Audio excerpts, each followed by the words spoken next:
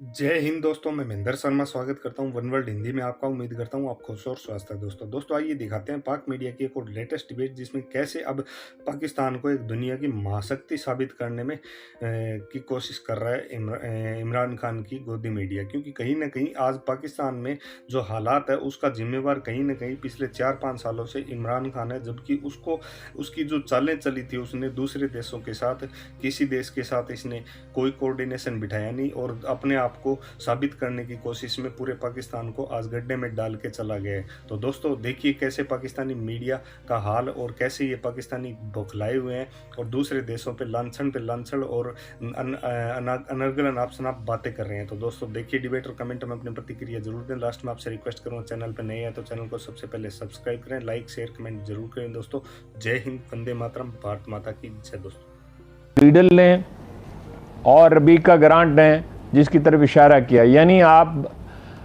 जिस तरह बरतानवी ग़ुलामी में थे इसी तरह अब आप अमरीकी ग़ुलामी में चले जाएं। बज़ाहिर आपके हुक्मरान अपने हों मगर अपने हों। अब साजिश में तो कोई शुबा रहा नहीं। इमरान खान का पॉइंट बिल्कुल वाज़ेह हो गया। उन लोगों ने गवाही दे दी जिन्होंने ये सब किया था और अलग-ऐलान कह दिया कि ये है हमारा मुतालबा और ये आपको पूरा करना होगा, फिर आपको पैसे मिलेंगे। अब दूसरी तरफ ये है, चीन से ताल्लुकात आप कैसे महदूद कर सकते हैं?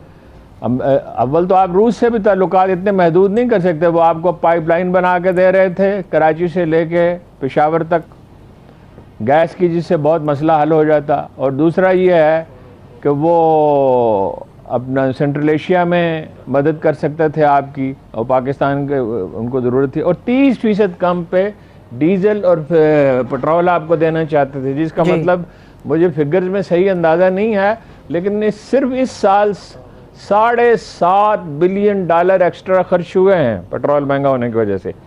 $1 बिलियन EWL पे, $1 बिलियन कोयले पे और $3 बिलियन खर्च हुए हैं वैक्सीन पे। वैक्सीन का किस्सा तो खत्म हुआ, अब अखराजात उतने नहीं होंगे जी। तो $13 बिलियन का जो खसारा अब तक हुआ है उसमें से $12.5 बिलियन ये है। अच्छा, चीन आपको उसके 80,000 फौजी इंडिया के बॉर्डर पे बैठे हुए हैं, वो आपको J-10 जहाज दे रहा है, वो आपको मॉडर्न मिसाइल सिस्टम दे रहा है, आपके फौजी उसके साथ मिलके काम कर रहे हैं, जिसकी वजह से आपको आईटी में टेक्नोलॉजी में इंडिया पे बालादस्ती हासिल हो सकती है, जिसकी वजह से इंडियन मुबस्सर ये कह रहे हैं, परवीन सबामी वगैरह, कि इंडिया हमला नहीं कर सकता। पाकिस्तान पे हमले का मतलब दो महाजों की जंग होगी, यानी चीन को भी छेड़ेगा। वो चीन वाले गलवान में बैठे हुए हैं, सही ठीक। तो ये तो ऐसे मुतालबे हैं जो किसी सूरत में तस्लीम किए ही नहीं जा सकते। और अब तो इसमें कोई शुबा नहीं रह गया, उसने ऐलान कर दिया और ये भी कहा दोनों ने कि फौज के साथ हमारे ताल्लुकात हैं। उसको जिम्मेदार मतलब ये है, ये इससे पहले हिलरी क्लिंटन कह चुकी हैं, कह रही हैं कि डीप स्टेट जो है वो मुल्क चलाती है। तो बात जो भी हो सही कि फौज की मुदाखलत है नहीं है, कितनी है, मगर अमेरिका तो चीख चीख के कह रहा है कि हम जो कुछ करेंगे फौज की मदद से करेंगे। और फौज की मदद से अगर वो करेंगे तो इसका वो तासुर दे रहे हैं कि ये हुकूमत हमने उनकी मदद से बनाई है और ये हमारे एजेंडे पे चलेगी। ठीक है, ठीक है। लेकिन हारून साहब, मुझे थोड़ा सा और देखने वालों को भी समझाइएगा कि इमरान खान साहब की हुकूमत का बेसिकली जुर्म क्या था? उनकी फॉरेन पॉलिसी ही उनका जुर्म ठहरी या फिर किसी खास मुल्क के साथ ताल्लुकात उनका जुर्म बने?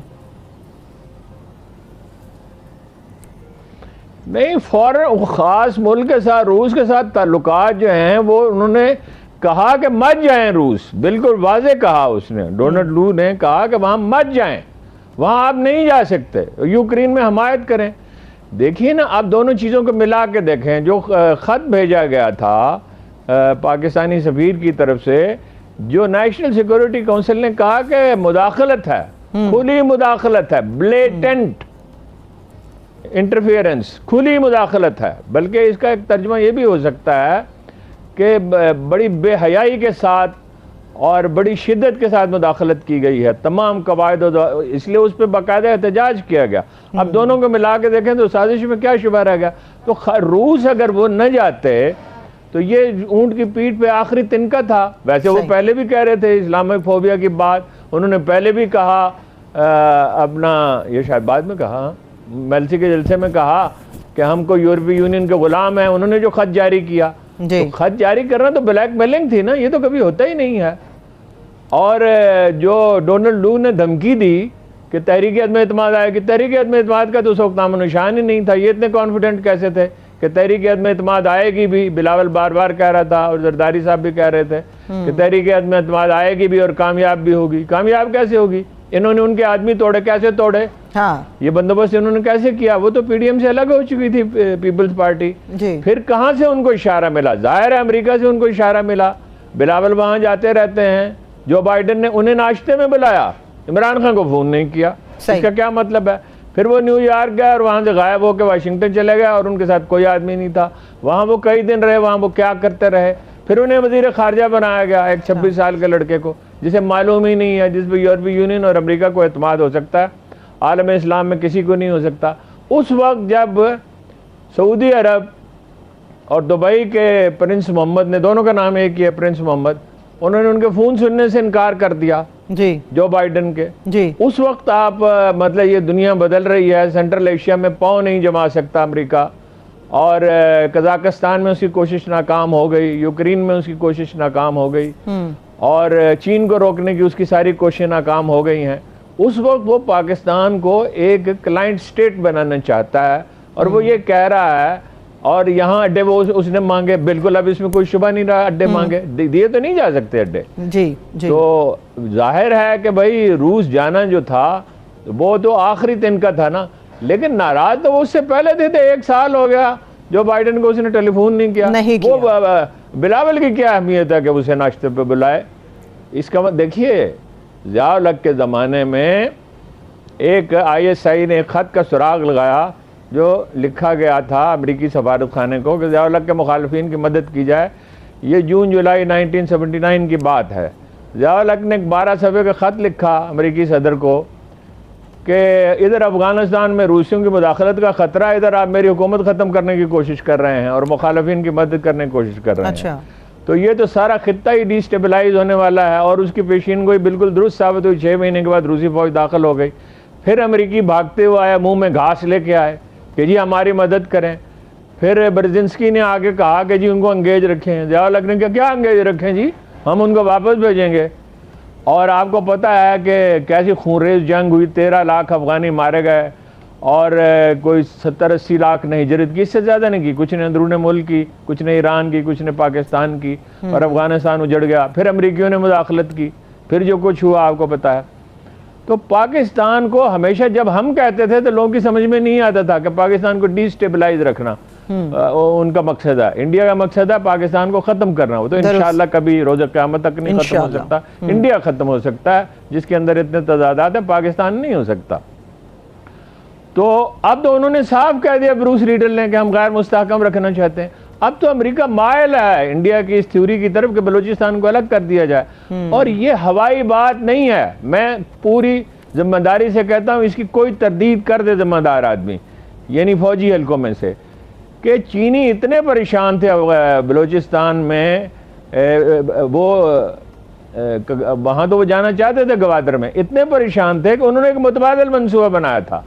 MI6 ने प्लान किया कि गवादर से लेके कराची तक की, और ये MQM वाले थे, वो साहब थे, ये MQM नहीं, वो जो MQM थी, ये भी अगर उन्हीं के चेले चांटे हैं, और अब तो इनकी हैसियत बेवा औरतों से ज़्यादा नहीं है। गवादर से कराची तक की पट्टी अलग कर दी जाए। तो चीनियों ने ये सोचा कि अफगानिस्तान के जरिए गवादर का रास्ता तलाश करेंगे। ये उनका लॉन्ग टर्म प्लान था। और बहुत पहले से था, मुशर्रफ के ज़माने से था, ठीक है, बहुत पहले से था। ऑब्वियसली ये कोई एक दिन में थोड़े मंसूबे बनते हैं कि ट्रिलियंस ऑफ डॉलर वो सारी दुनिया में इन्वेस्ट करेंगे और सारी दुनिया में सड़कें बनाएंगे और सारी दुनिया को अप्रोच करेंगे और अफ्रीका में इन्वेस्टमेंट करेंगे, ईरान में $400 बिलियन की इन्वेस्टमेंट करेंगे, सऊदी अरब में मिसाइल प्रोग्राम डेवलप करेंगे। वो तो देख रहे थे कि अमेरिका कमज़ोर हो रहा है और हमें आगे बढ़ना है। और चीनी मिजाजन जा रहे हैं। देखिए खुरुश्चीफ भी और ब्रेजनेव भी, दोनों रूसी लीडर बार बार कहते थे निक्सन से, वो नायब सदर था जब और सदर था, कि चीनी बड़े खतरनाक हैं, मिजाजन जा रहे हैं और ये एक दिन मसला बनेंगे। उनको डिक्टेशन देने की कोशिश की अपना खुरुश्चेफ ने, उसके ज़माने में ताल्लुकात ख़राब। निक्सन ने उससे पिक किया ये नुक्ता कि ये चीनियों से बड़ी नफरत करते हैं, तो अगर हम चीनियों से सुलह कर लें तो दुनिया बदल जाएगी। वो चीनियों से सुलह का तो अजीब मामला हुआ। चीन में तरक्की का अमल शुरू हो गया, वहाँ $180 से इनकम जो है वो $3500 फीकस हो गई, और दुनिया का सबसे ज्यादा सरमाया इस वक्त चीन के पास है, और आईटी में उनकी सुपीरियरिटी है। और वो उस वक्त ये सोच रहे थे कि एटम बम बना सकेंगे, तो अमेरिकी कहते थे कि 20 साल में बनाएंगे। तो ये मैं आपको 50s अर्ली 60s की बात करूँ, उन्होंने कहा 10 साल भी नहीं लगेंगे, आप चीनियों को जानते नहीं हैं।